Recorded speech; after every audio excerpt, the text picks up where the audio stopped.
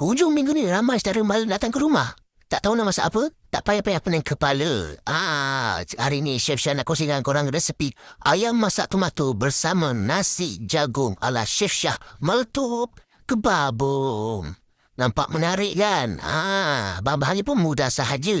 Tapi rasanya memang... Okey guys, ini adalah bahan-bahan yang diperlukan untuk masak nasi tomato. Silap. Nasi jagung bersama ayam masak tomato guys.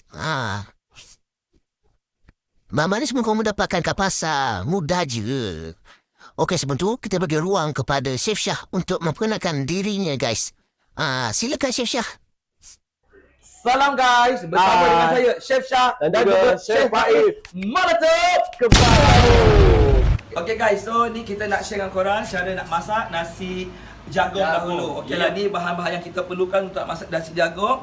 Kita memerlukan dalam 5 ulas bawang putih. Bawang putih.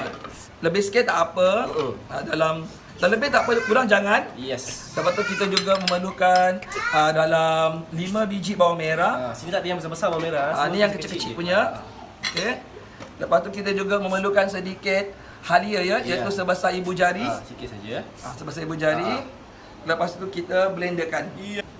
Ikut urutan. So, kita blenderkan sehingga Okey guys, kita pun dah ada nak Chef Syah membebel. Okey, inilah untuk bahan-bahan untuk kita masak nasi jagung kita.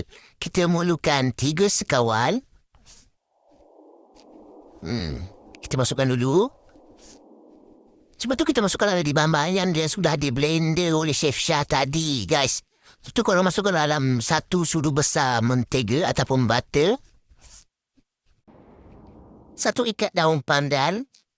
Dan juga 1 ikat serai. Korang tumis dahulu ya nama nasi jagung ni. Bau sedap nasi jagung kita tu.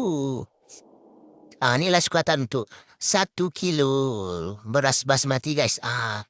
Okey, nombor sekali korang tuangkan dalam 1 tin susu cair. Masak nasi jagung ni kena ada susu cair pun sedap. Sebab tu apa lagi? Masukkanlah 1 tin jagung. Takkan kalau nak masukkan carrot pula. Nama pun nasi jagung. Sebab tu korang masukkan tadi bahan-bahan tumisan dari kita tu. Masukkan ke semua sekali. Sebab tu korang sukalah air seperti biasa. Tapi jangan lupa, masukkanlah asam suku perasa kita tu. Kerana dia tawar lah nasi jagung kita tu. Nampak cantik tapi tawar. Macam mana? Korang nak kacau sekata tu, korang tutuplah nasi kita tu dan biarkanlah dia masak dengan sendirinya nanti guys. Nampak tak? Chef